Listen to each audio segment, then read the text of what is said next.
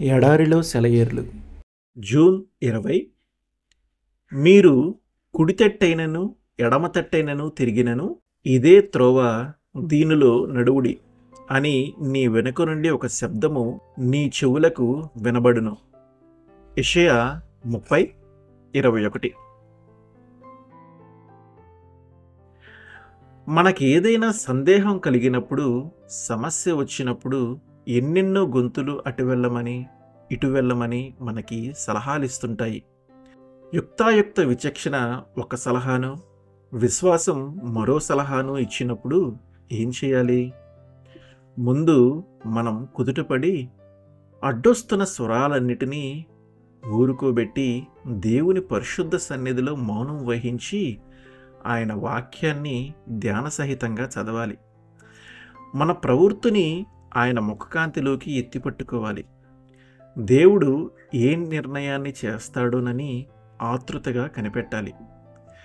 ఎక్కువ ఆలస్యం లేకుండానే నీలో ఒక నిర్దిష్టమైన అభిప్రాయం కలుగుతుంది.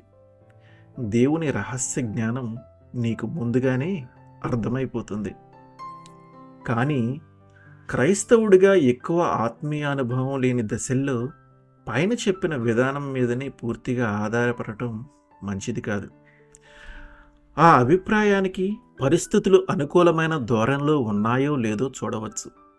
అయితే దేవుడితో ఎక్కువ సహవాసం చేసిన వాళ్ళకి మాత్రం దేవునితో ఉండే వ్యక్తిగత బాంధవ్యంలోని విలువ తెలుసు. ఆయన చిత్తాన్ని దీని ద్వారా వాళ్ళు తెలుసుకుంటారు. నువ్వు నడవవలసిన దారి గురించి తేల్చుకోలేకపోతున్నావా? నీ ప్రశ్నల్ని దేవుని ఎదుట పెట్టు.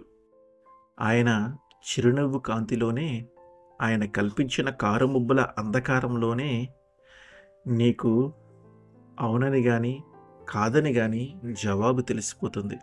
ఇహలోకపు వెలుగు నీడలు నిన్నంటని ఏకాంతంలోకి నువ్వు చేరగలిగితే, మానవ జ్ఞానం నీ చెంత చేరలేని చోటికి వెళ్ళిపోగలిగితే, నీ తోటి వాళ్ళంతా వెంటనే ఏదో ఒకటి చేసేయమని గోల పెడుతున్నా నువ్వు మాత్రం మౌనంగా దేవునిపై దృష్టి నిలుపుకొని కనిపెట్టగలిగిన ధైర్యం నీకుంటే దేవుని చిత్తం నీకు తేటగా అర్థమవుతుంది.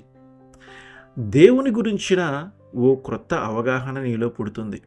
ఆయన ప్రవృత్తి గురించి, ప్రేమ నిండిన హృదయం గురించి నీకొక లోతైన అంతర్దృష్టి ఏర్పడుతుంది. దేవుడు ఆజ్ఞనిచ్చాడు, మనసా కదలక నిలబడు. దారి మూసుకుపోయినా జలాలను వేరు చేసేటంత బలమైన ఆయన చేతులు. కదలక నిలబడితేనే తెలుస్తుంది. అసాధ్యాన్ని సాధ్యం చేసేవాడాయన.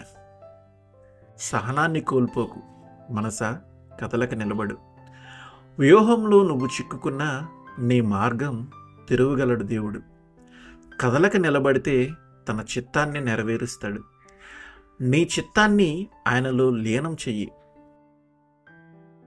ఈ కదలక నిలబడడం ఓ మనసా విశ్వాసానికి ఆఖరిమెట్టు. నీ తండ్రికి తెలుసు, పరమపదానికి ప్రారంభం నిశ్చల జలాలు ప్రవహించే నీలో ఆత్మల తాపం అనగే నిత్య స్తోత్రాలు ప్రతిధ్వనించే ఆ లోకం ఆయన పిల్లలది. ఆమెన్.